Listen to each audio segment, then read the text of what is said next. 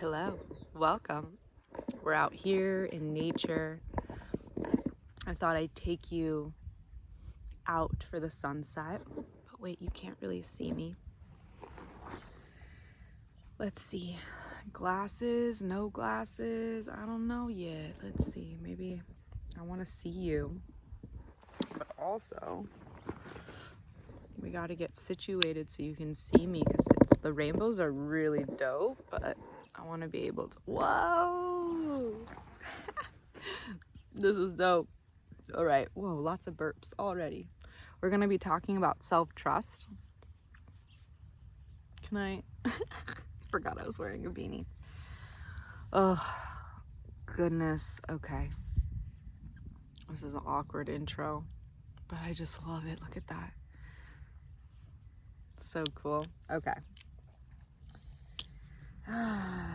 Welcome, my dearest friend. I'm drinking hibiscus tea with some cloves and ginger, and honestly, it's very clovey. I'm like, this is like drinking. Like, how do you even describe cloves? It's like, but it's like good. Yeah. Let me know where you're from in the world. I'd love to know. Ugh, my lips are dry. I feel like the first 5 minutes of any video, you're like, do I stay? Do I go?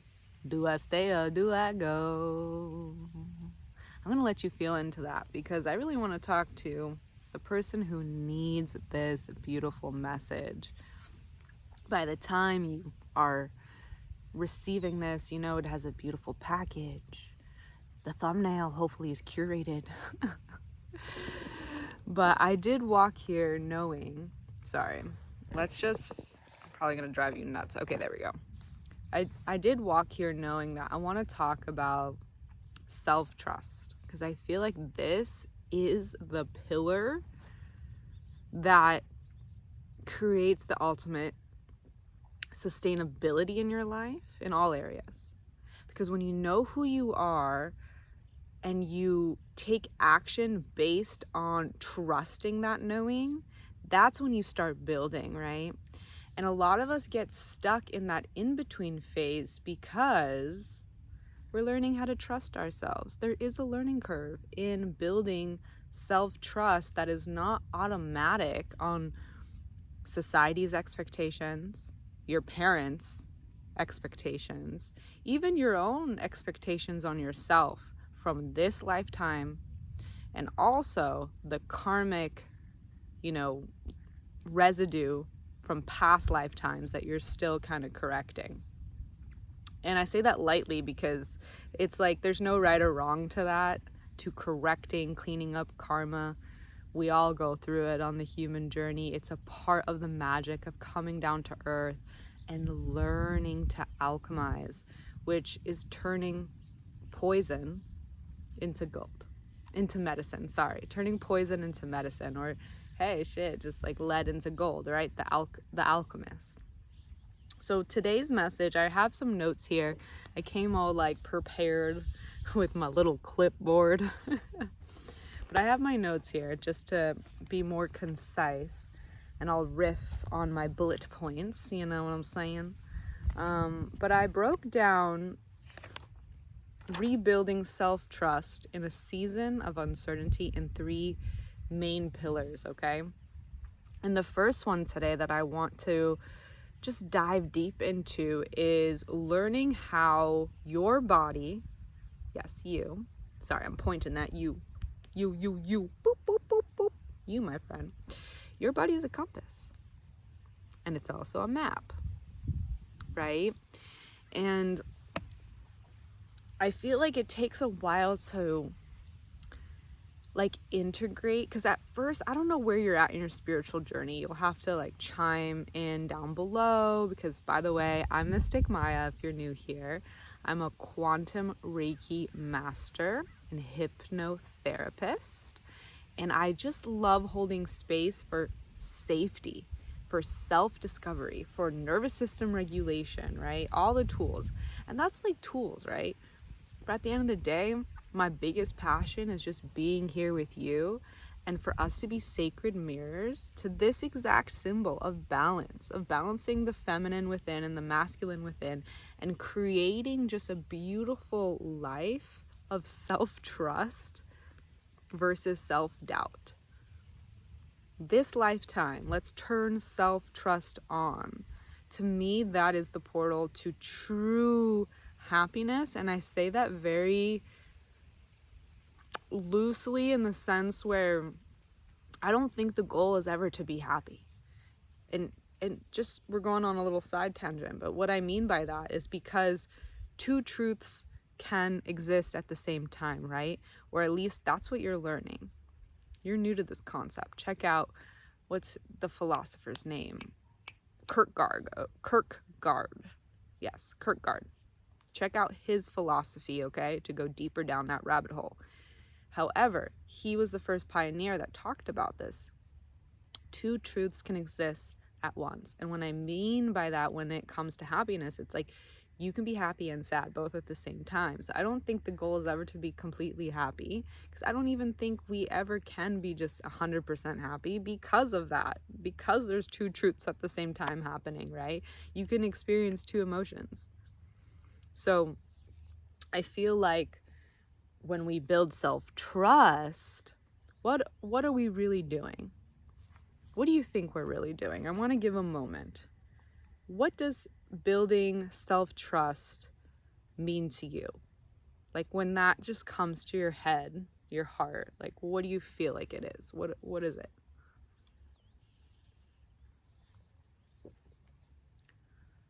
Don't be shy. You can comment. Comment, share. I'll give you a second. I'll show you the surroundings in the meantime. I found myself a little dry river spot. A little river spot over here out in the mountains.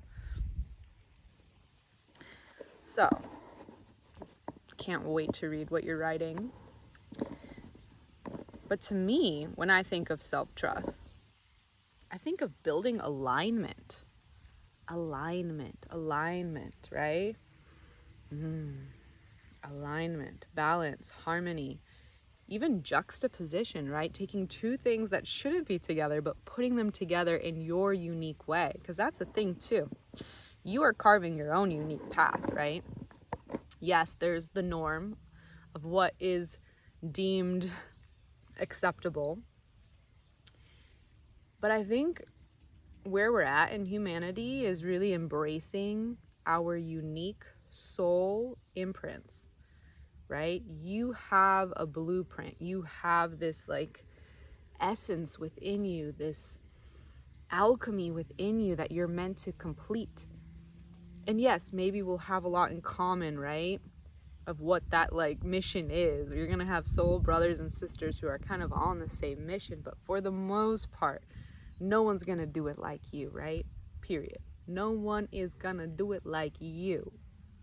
That's why self-trust is so important, because when you come here, you have a mission, and that mission sometimes can also feel so simple and subtle that you're like, that's what I'm supposed to do? That's it? What? I'm supposed to do that? That's so simple. It ain't so complicated. And because it's so simple, because again, it's your like special sauce, it's what comes so naturally to you that you don't even think that you're worthy at first of doing that darn thing as a career or a living to sustain your balance, because you're just like, that seems simple. But when you trust yourself, when you truly build alignment in what makes you feel at peace, in synergy with your masculine, your feminine, what lights your heart on fire, and even like what freaking lights some sacred anger up in that shit, you know what I'm saying? Like, sacred anger is a part of it, right? Because we're here to alchemize.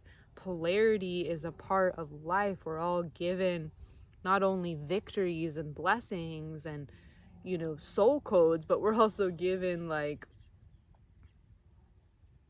pain and grief and confusion and like all the things, right? To like decode and alchemize. And being here on planet Earth is really this journey. It's a journey. We get lost in the fact that it's a destination. And don't get me wrong, like getting to the top, right? That is a goal. We want to get to tops of things, right? Top of the mountain, right? We want to enjoy the peak. That's definitely the goal. But I think sometimes we think or we perceive success to be like, oh, I'll just get to the top and then we're good. And then we get surprised in our nervous system because we're like, oh, I made it to the top, but wait, there's still more. Because we forget. We need reminders. I'm here to remind you, okay? That it's like how do I put it into, like, I can see it in a symbol, but basically what's coming through is like a spiral, right? I have it tattooed on me. Yeah, this is a perfect way to decode this. So we think we get to the top and it's like just that, but no, it's like once you get to the peak, it's like you unwind that, you integrate that, and then you're going up to the next peak and the next spiral, and it's like this constant evolution of up, and down, up, down, midway, all around.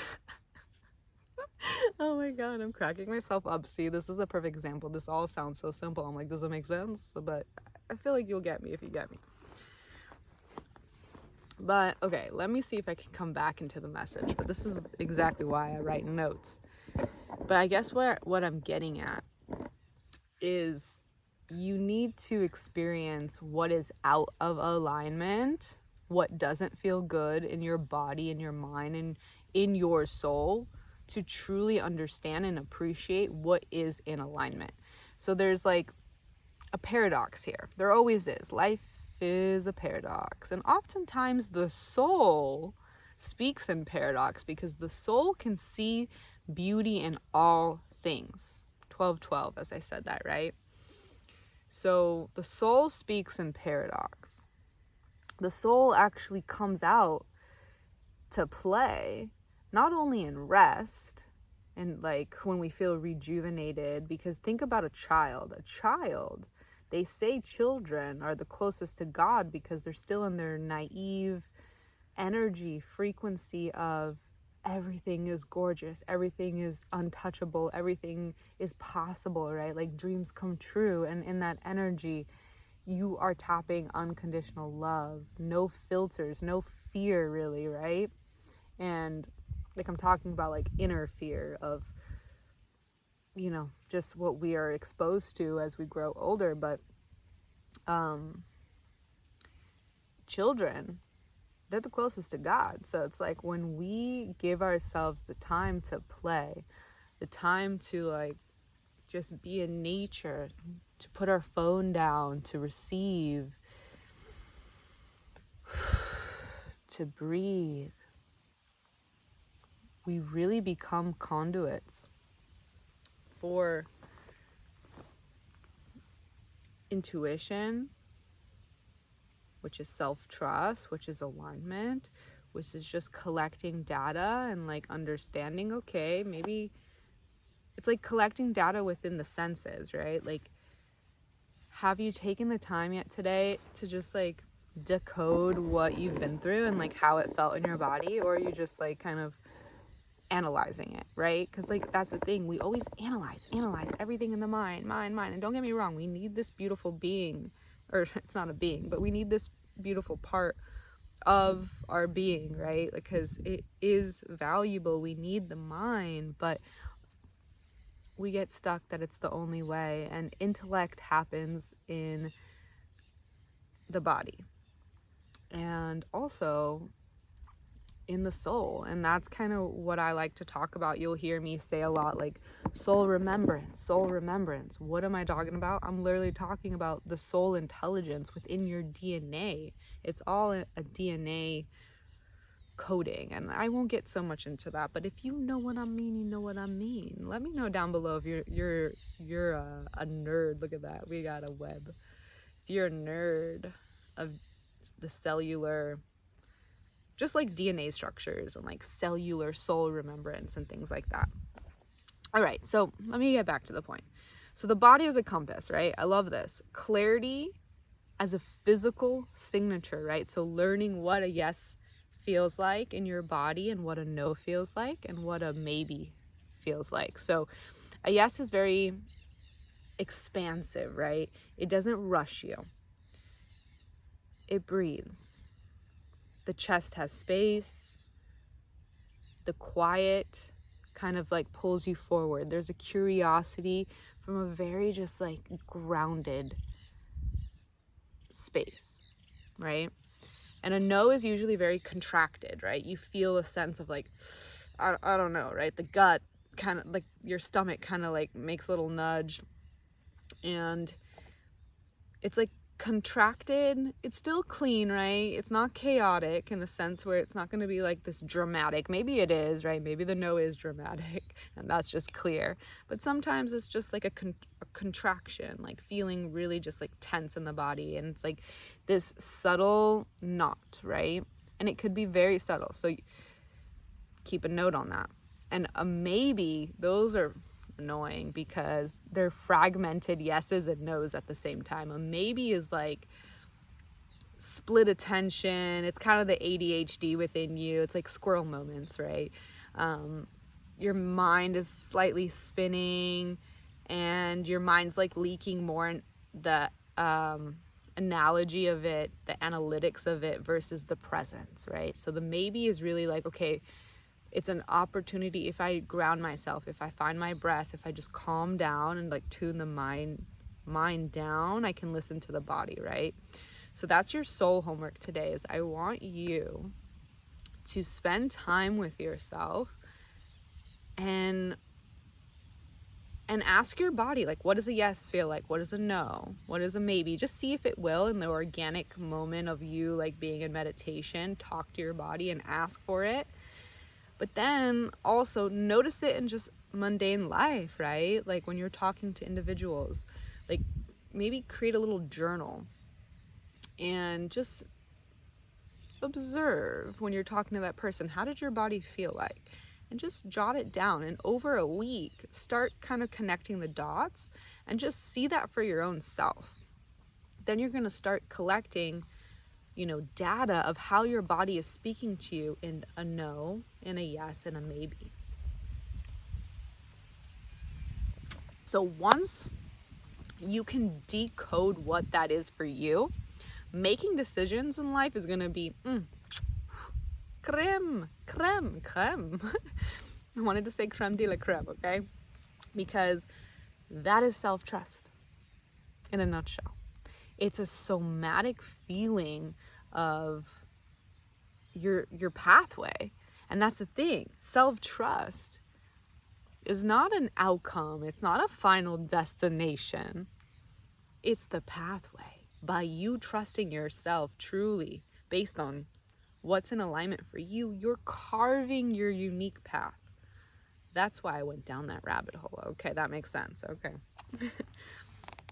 So do that homework and just ponder on where in your body do you go when you try to decide instead of feel, right? So we're letting go of the mind, getting into the body when we make choices. Analytics last, body first. So the second pillar of really getting nitty-gritty clear with your self-trust is your energetic inventory. Now, this one's a hard one, especially for my little recovering people pleasers, the wounded empath becoming the sovereign empath, right? We overgive because a lot of us in the healing space come from dysfunctional families. It's kind of a part of our initiation. And I laugh, like I kind of smirk at it because I'm like, if you know, you know. And I feel like if you're in this space, you know. And it's not a good nor bad thing. That's the thing. I don't like putting things in such boxes. I think it's just a part of the human experiences. Old souls are born in karmic families, and there's a lot of lessons in that, but there's hidden lessons in those lessons. And one of them is learning to take charge of your energetic inventory, right? Take honest inventory of where you're leaking your energy. Where are you people pleasing? Where are you self-abandoning yourself? Because your truth, which is connected to your trust, right? Your truth creates your trust. But your truth is not a bargain deal. Your truth is not a bargain deal. It's solid. That's like the one thing I have to say. Like, it's fixed, but it's not fixed. You know what I mean? Because again, like, your truth can change. Two truths can be together. But I think from the essence of like just being the sovereign being of like knowing who you are, it's like that self-trust is fixed in the sense where you know who you are. And that, for the most part, like the structure of you, of your soul remembrance isn't going to change. Yeah, you are going to, we always change. So again, the paradox is fucking real, but I think you know what I mean. It's like now you know who you are, and that cannot be swayed. Whereas before, you were still in very like in seeking mode, to the point where like someone will tell you who you are and you would believe them, which again, we had to go down that rabbit hole out of alignment to experience like, whoa, I know who I am. Who the fuck are you to tell me who I am? I choose me, and me is what I believe is me. You get me? I feel like you do. Okay, so anyways, so in order to really lock in your energetic inventory, you must be willing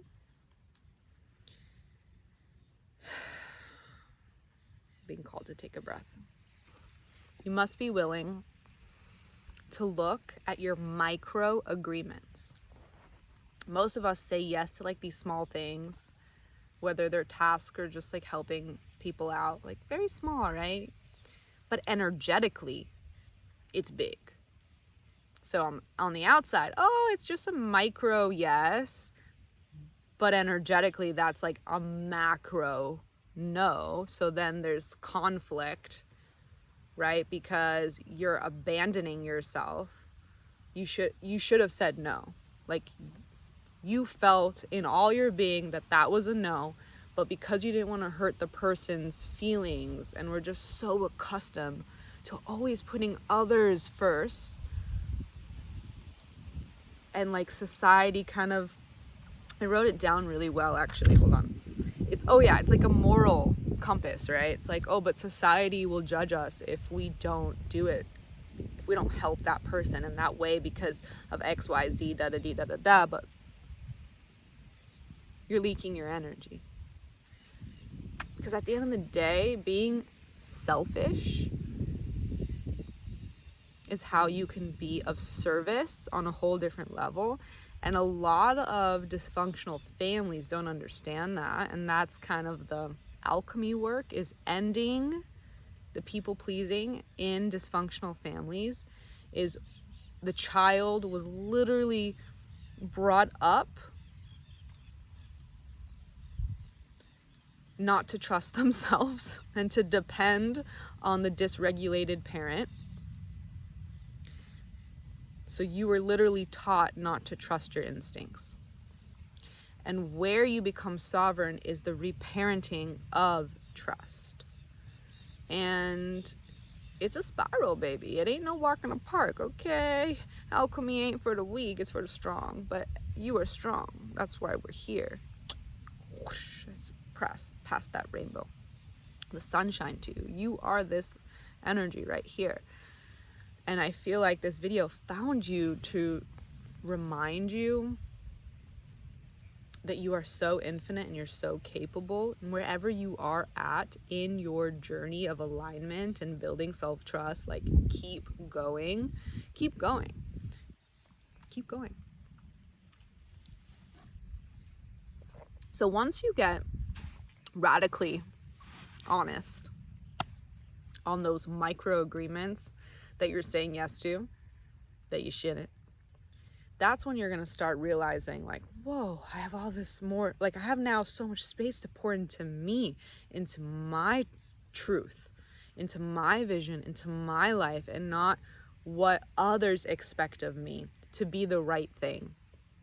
So let's see.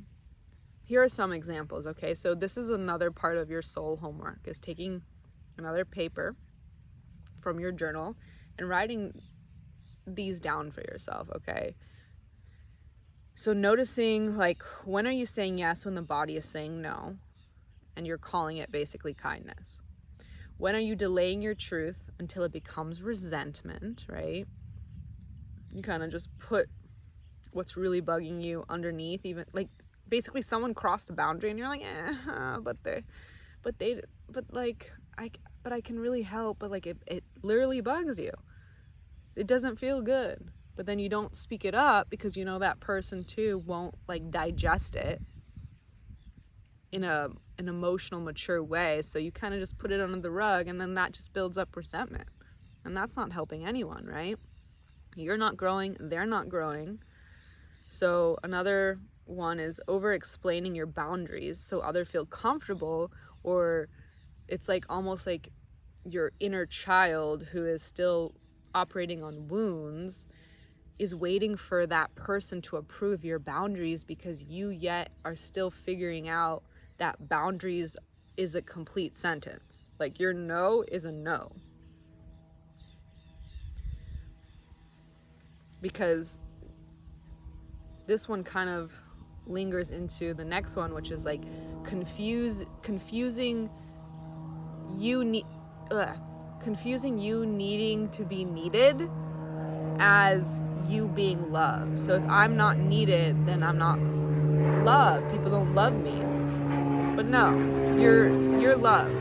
Period.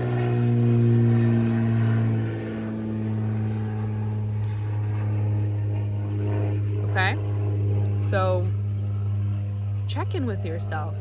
See where are you leaking your energy, and do it gently. It's all a learning curve, right? And it's like sometimes we got to chip at this specific one step by step, because people pleasing doesn't just stop overnight. I think it's like a gradual exercise that we expand into every single day as a choice, right?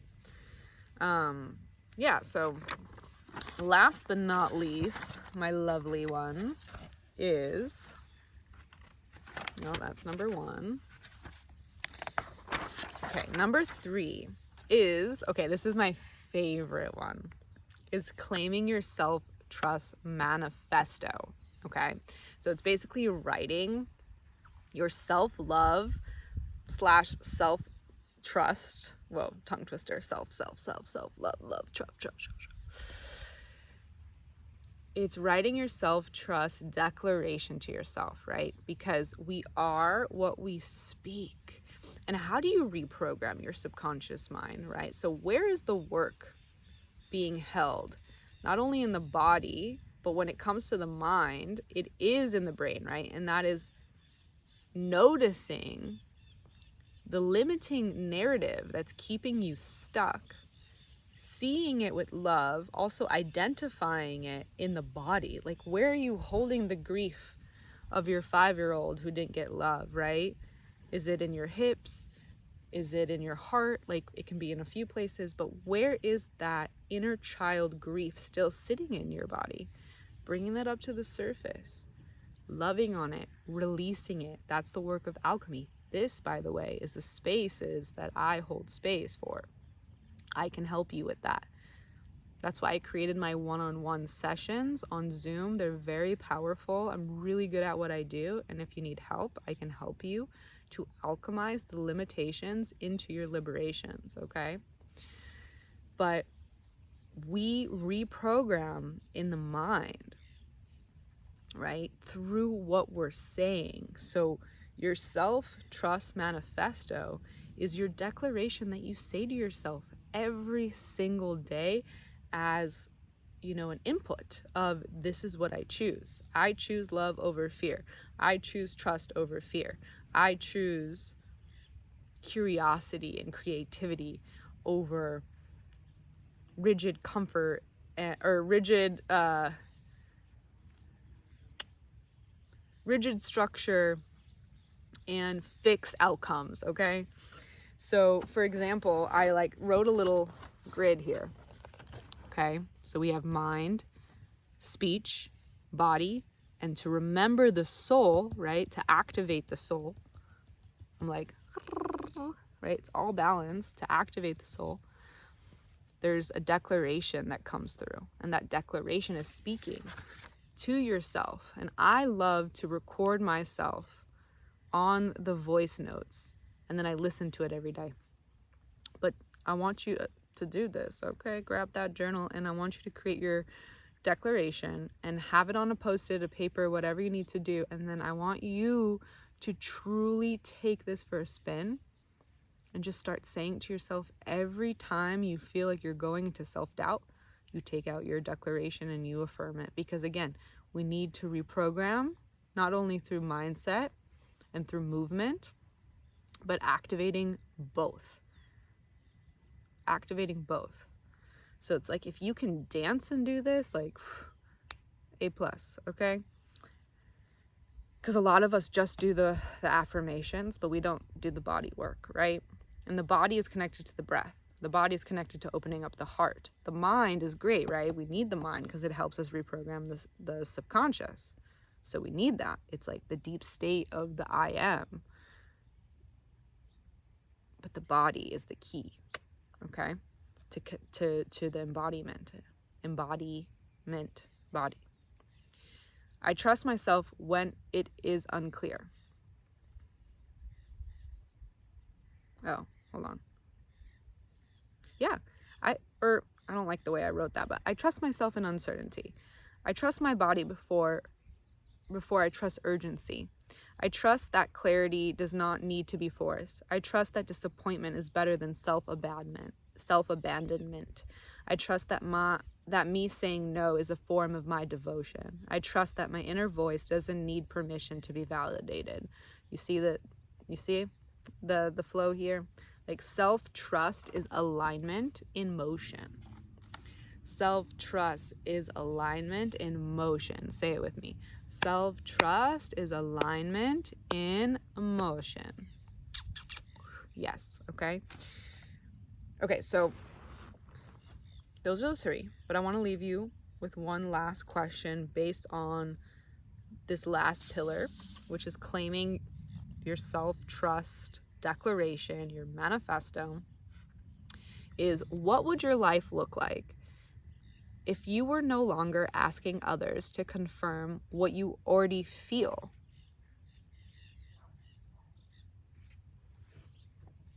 Yeah, baby. Your sensation. Your sensations is the blessing, is the pathway, right? It's like, if you can feel it, you can heal it. But it also like carves out the clarity that you're so mentally seeking. It's like, if we just let go of the mind for a second and actually feel into the clarity becomes easy breezy, beautiful. And when I say easy, again, we're saying easy loosely, because it's like, to get to that, you need to feel the grief, right? And that's a whole different dialogue in itself. It's like, how do we sit with the grief? How do we ground the grief? Curious if you want more on that, like grief and grounding, because I have a whole thing on that. But anyways, we got the little tukis. What do you call these? They're the green birds, which is very abundant. They're the cutest birds. So I think they're called tukis, but or parrots. I'm thinking the Hebrew word. They're green parrots, which is a great way to end with that just animal message, because they symbolize not only the speech, right? Like, you hear it, it's like speaking self-trust in existence. It flies, it trusts where it's going. Like, think about birds, they migrate, they trust their internal compass. But also, this bird is gorgeous and so green. It's just like walking abundance. And Self-trust is the key to your abundance, because when you know who you are from the inside out and you walk that talk, you talk that walk, you're unfuckable. All right, this is long, but it was such an important message. I needed this to come through. So if you're here until now, I appreciate you so much, my dearest one. And I can't wait to just read all the comments, because I really hope this was an open dialogue and that you were able to walk away just feeling a little bit lighter, a little bit like, yes, self-trust. Like, I am going to put this into practice because I do trust myself. I do, and I want to continue building my self-trust. Again, you're building it, right? It's a pathway that you're carving. So I'll leave you with that. Take what you need, leave behind what you don't, and just know that Mystic Maya loves you. I'm so proud of you, truly. The light in me sees and feels the light in you. And I pray that you get to integrate just everything that you're going through in a way that you can handle it, right? Because like growth, change, it's a lot, right? It's like, just like recalibrating the mind, the body, the soul, and learning how to live through that. It's like a full-time job, right? So I'm holding you in that nuance choice of being a bridge keeper of the light and the dark, of being the courageous one to even question your truth and choose your own truth, right? Because nowadays it's so easy to just be like, that person's truth, that sounds about right. Input, without really thinking about your own, right? So continue evolving and being curious with your truth. Woo. Okay, that's it. I can talk for days, like seriously.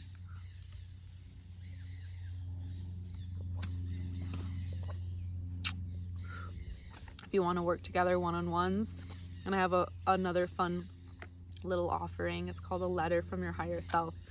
Info down below. That's a affordable way for us to work together and for you to get an intimate channeled message from your higher self. It comes in a greeting card that I've created. I created like 20 of them, and that's the whole mystery too, is you don't know what artwork you're gonna get. It kind of pairs with the channeled message based on what I channel for your higher self, like the message that you already have within you, but sometimes we just need a sacred friend to reflect what is already within our cellular DNA, right? All right,